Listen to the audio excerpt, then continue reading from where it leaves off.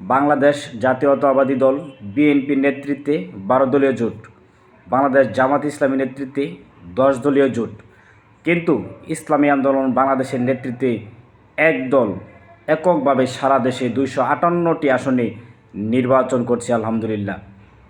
ইসলামী আন্দোলন বাংলাদেশ ছাড়া সকল দলের রাজনৈতিক নেতাকর্মীরা তারা মাঠে ময়দানে ব্যাপক টাকা খরচ করছে, লোক ভাড়া করে তারা মিছিল মিটিং সমাবেশ করছে।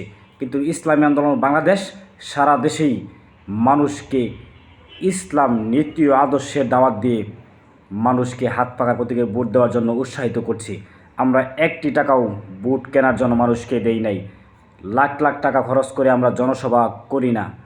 আমরা ইসলাম প্রতিষ্ঠার জন্য রাজনীতি করি।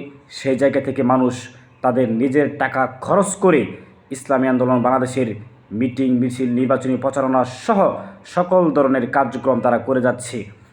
এবং ইসলামী আন্দোলন বাংলাদেশের নেতাকর্মীরা এবং যারা ইসলামকে ভালোবাসে, দেশকে ভালোবাসে,